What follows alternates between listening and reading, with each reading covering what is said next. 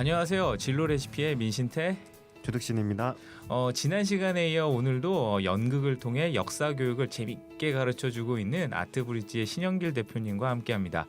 오늘은 좀 아트브릿지 얘기를 좀 더 하면서 역사를 안다는 게 진로 교육에 얼마나 큰 도움이 되는지, 그리고 많은 생각과 상상을 해줄 수 있는지에 대해서 한번 이야기를 나눠보려고 합니다. 대표님 안녕하세요. 네, 안녕하세요. 지금 회사가 지금 어디에 계세요? 대학로에 있다가 창신동으로 옮겼어요. 창신동. 창신동으로 왜 옮기시게 되신 거죠? 창신동 같은 경우에는 네.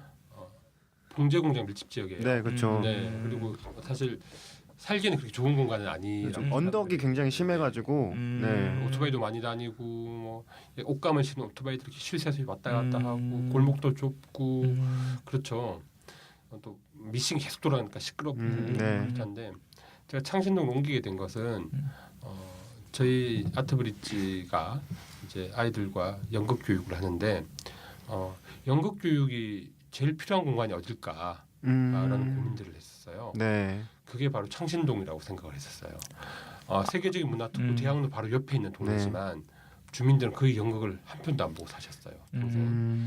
그리고 아이들도 부모들이 이렇게 미싱일 때문에 바쁘니까 많이 소외가 되고 뭐 알아서 커야 되는 상황이었죠. 그때 연극을 통해서 연극 놀이를 통해서 아이들이 이제 자신감을 되찾고 자존감을 높이고 창의성을 높이고 또 이제 동네에 대한 애정을 갖게 되고 이런 것들을 통해서 저희가 이제 연극 교육의 효과를 창신동에서 확인하게 되었고 이런 것들이 이제 저희가 아트브릿지 운영하고 있는 뭐든지 예술학교라는 이제 교육 공간으로까지 발전하게 되었습니다.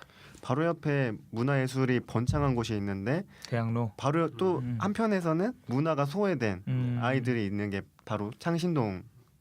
그렇죠. 아이고 창신동 동장님이 이 방송 들으시면 되게 울컥하실 것 같아요. 네, 이거는 뭐 부총장님도 다 아시고 다 아는 얘기죠. 제가 지금 뭐 창신동을 그럼 좀 더 한번 얘기를 해볼게요. 거기 같은 경우에는 어떤 뭐 역사 쪽에 관심을 한다면 어떤 동네였나요, 그게가? 저는 이제 아트브릿지는 역사와 지역의 문화에 바탕을 두고 연극을 만든다라고 이야기를 해요. 네. 창신동 같은 경우에는 저희 아시다시피 단종과 정순왕후의 이야기가 서린 곳이에요. 단종. 네. 정순왕후께서 단종애비 정순왕후께서 청룡사라는 데서 있었고 그리고 그쪽에서 이제 염색을 해서 먹고 살았대요. 그러니까 세조가 맞아요. 그 뭐죠 이렇게 곡식을 줬으나 나는 네가 준 건 먹지 않겠다라는. 그래서 동네 사람들이 되게 뭐 동정을 하고 뭐 되게 그래서 동네 사람들과 더불어서 염색을 해서 여인시장 있는 곳에서 그 염색을 팔아서 생계를 유지한. 그러니까 되게 꼿꼿하셨던 거죠. 또 그렇게 얘기 들으니까 또 창신동 되게 멋집니다. 네, 그리고 이제 창신동 같은 경우에는 사실 구한말 일제 시대 때는 문화적으로 되게 번성했던 곳이에요. 이제 구한말 일제 시대 때는 이제 영화의 중심지가 충무로가 아니네요. 충무로가 아니고 오히려 그 동대문 가까운 지역이었어요. 창신도 바로 동대문 바로 옆에 있으니까. 그래서 여러분도 아시다시피 세계적인 아티스트 백남준 선생님 창신동에서 태어나셨고 박수근 하백도 창신동에 집이 화실집이 있었고 박수근 하백의 그림들의 많은 부분들이 창신동을 배경으로 그려진 그림들이에요.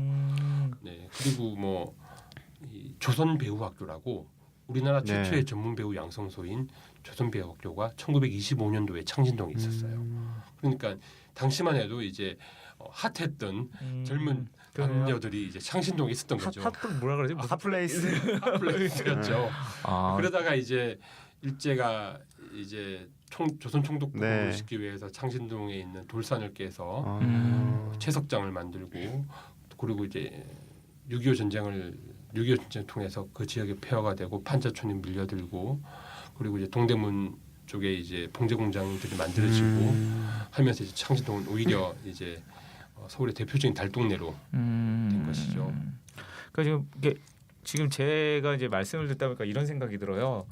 그러니까 지금 현재는 조금 이렇게 문화 소외 지역이기도 한데 그러니까 그 역사를 알다 보니까 거기도 그러니까 우리 동네가 이렇다라고 하는 걸 알게 되니까 조금 더 애정도 생기고 그렇죠. 다르게 보여요. 그러니까 역사라는 게 그러니까 그 뭐라 그럴까 지난 시간에는 역사에 대한 어떤 개괄 공부하는 법이라든지 역사는 네. 이런 거야라고 한다면 오늘은 좀 역사가 우리 피부에 받는 역사 그러니까 네. 내가 지금 현재 살고 있는 역사에 대해서 좀 알게 되는 것 같아요. 네.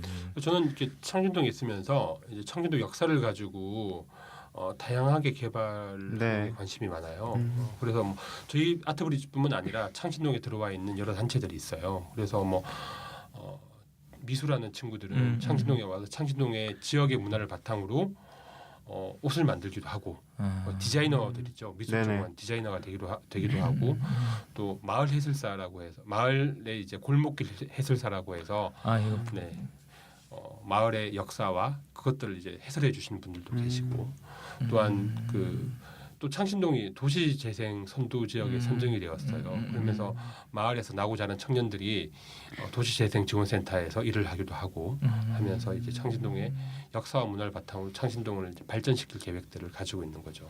그러니까 지금 얘기하니까 보통 자기의 꿈을 찾아서 네. 내 꿈은 뉴욕 정도에 있어라고 생각하시는 분들 되게 많잖아요. 내 꿈 정도는 뉴욕 정도 가져야지라는 생각. 그러니까 멀리서 자기의 꿈을 찾는다든지 시작하려고 하는. 그러니까 그러다 보니까 꿈을 이루기가 되게 힘든 경우가 많거든요. 저 멀리 있다 보니까. 근데 말씀을 듣다 보니까 내가 있는 곳에서도 충분히 그럼요. 시작할 수 있고 되게 뜻있는 것 같아요. 얘기를 듣다 보니까. 창신동에서 사실 대학로에 있으면 일반 사람들 못 만나요. 정말 연극한 사람들 만나는데 네. 창신동을 옮기면서 이렇게 주민들의 삶, 일종의 생활사인 거죠. 생활의 그쵸. 역사를 맞아요. 쫙 볼 수 있는 거죠. 그러면서 오히려 정말 방금 말씀하신 것처럼 멀리는 뉴욕이 아니라 바로 부모와 친구, 가족 옆에서 이제 생계를 꾸리고 일상을 행복하게 살아가는 사람들을 많이 보게 되었어요. 그런 분들을 보면서 오히려 나도 연극을 너무 멀리 있는 이야기만 했구나.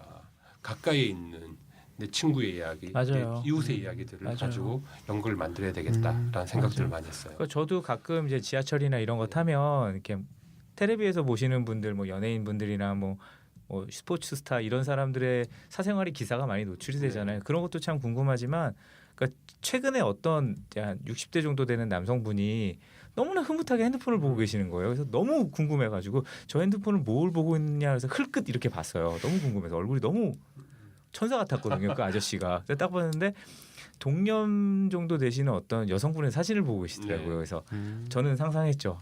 와이프겠구나. 근데 제가 이 얘기를 제 주변에 했더니 아니다 얘기를 하시더라고요. 위험해지는 것 같은데요. 네.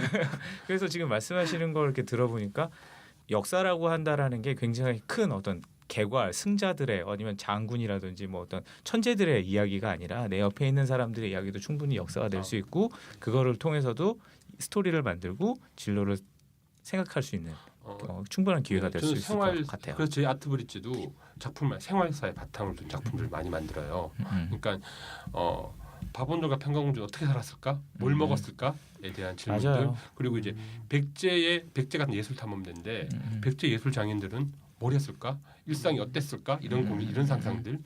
그리고 신라의 같은 경우에 이제 화랑들은 뭐 했을까? 당시 맞아요. 이런 상상 속에서 10대들이 이야기를 풀어보는 거죠. 그리고 이순신 장군 편도 마찬가지예요. 이순신 장군도 정말 그 아산으로 이사 왔을 때 젊어서 혼자서 서울에서 태어났어요. 이순신 장군이 사람 잘 몰라요. 서울에 태어난 거를. 서울에서 태어나서 종로쯤 아닌가요? 아닙니다. 틀리셨습니다. 중구. 중구. 어디서 이렇게 팻말을 본 것 같아서. 용보 아트홀 앞에 팻말이 있어요. 생가터 팻말이 있어요. 거기서 봤구나 제가. 네. 그래서 남산에서 뛰어놀았다라고 이제 기록에 남았죠. 그래서 이제 그런 것들을 상상을 동원해서 친구들과 만나서 어떤 놀이를 하고 어머니와는 어떤 이야기를 했을까. 이순신 장군이 어머니와 어떤 관계였기 때문에 그렇게 효자였나? 정말 효자였죠. 우리 어머니 난중일기를 보면 어머니에 대한 언급 횟수가 몇백 회예요. 그러니까 나라를 걱정한 만큼 어머니를 걱정하는. 난중일기를 보면 다 갖췄네. 이거 들으시는 뭐 학부모님들은 왜 말아야지. 그러니까 이순신을 어머니가 어떻게 교육했길래 그런 사람이 되었을까? 충효의 달인이 되는 거예요. 정말. 그리고 이제 되게 의리가 있으신 분이죠. 네. 친구와 그리고 어머니와 그리고 이순신 장군이 실제 조카들 다 먹여 살려요. 못 하시는 게 뭐죠? 그러니까 형님들 두 분 일찍 돌아가셨어요. 그래서 이제 조카들을 먹여 살리기 위해서 정말 노력도 많이 하셨죠. 그리고 그런 거 보면서 저는 이게 역사 속에서 네. 앞에 나온 이야기만 아니라 그 뒤에 있는 명량 이런 거 말고 그 뒤에서 사실 뭐 큰 업적을 세우셨지만 나라를 구하는 네. 그 뒤에 있는 개인적인 고뇌, 인간의 고뇌들이 어땠을까라는 것들을 들여보는 게 되게 의미가 있다고 생각이 들어요. 지금 말씀드리니까 전 명량을 본 관객으로서 네. 그 명량 나가면서 그 조카들한테 뭐라고 했을까 지금 삼촌 나간다, 작은 아빠 나가, 이렇게 하면서 얼마나 걱정이 됐을까라는 생각도 또 되네요. 그 마을에서 아이들을 보고 또 한국의 역사, 마을의 역사를 가르치시면서 역사학도가 되고 싶어요 하는 아이들도 좀 만나셨을 것 같아요. 네, 역사를 재밌어하는 아이들이 있죠. 네네. 그래서 역사책을 많이 읽는데 사실 역사학도가 딱 되겠다라는 아이들은 아직은 보지는 못했는데 네. 아이들이 역사에 흥미를 가지게 되는 것들 이게 제일 중요하다고 생각이 들어요. 그럼 역사에 흥미를 갖게 되면 아이들한테 어떤 점이 좋을까요? 역사를 공부하면, 그러니까 역사를 알면, 네.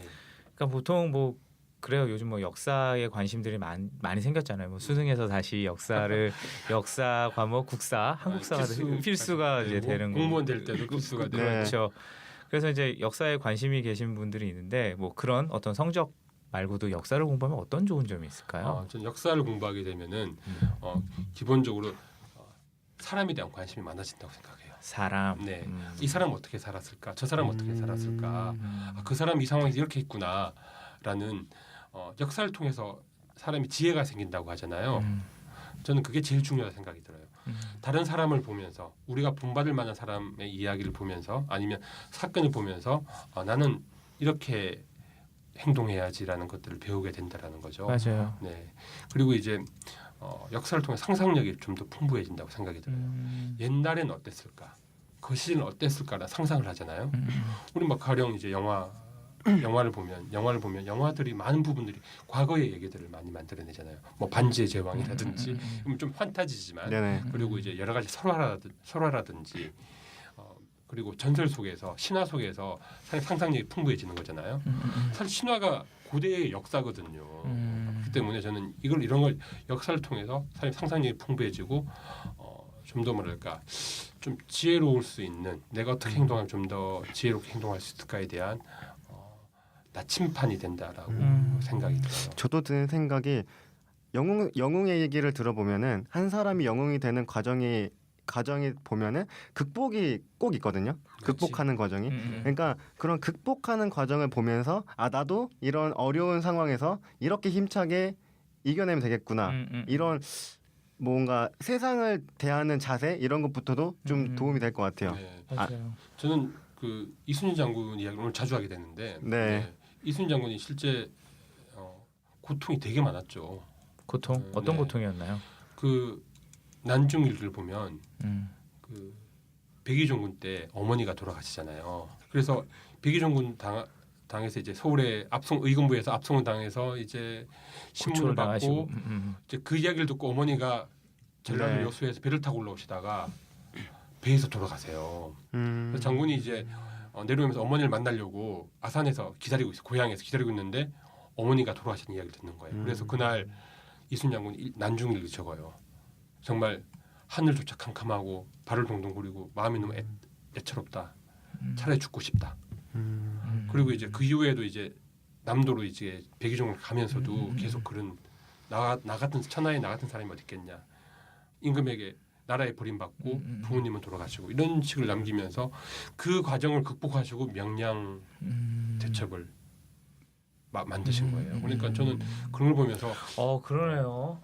인간적으로 그렇게 사실 살다 보면 나쁜 일이 계속 생길 때가 있어요. 그렇죠. 네, 뭐 그러신 적 없으신가요? 있죠. 네, 정말 나쁜 일이 많이 어려운 일은 갑자기 오니까. 네, 갑자기 막 주변에 보면 친구들도 보면 갑자기 뭐 어머니 돌아가시고 뭐 자기 몸 아프고 이런 친구들 있어요. 그런데 그럴 때 그걸 극복할 수 있는 힘을 어디서 얻을까? 그러니까요. 명량이라는 영화를 다시 봐야겠네요. 그 부들부들 떨면서 이런 게 그냥 무서워서가 아니라 그런 것도 담겨져 있나 한번 다시 보고 싶네요.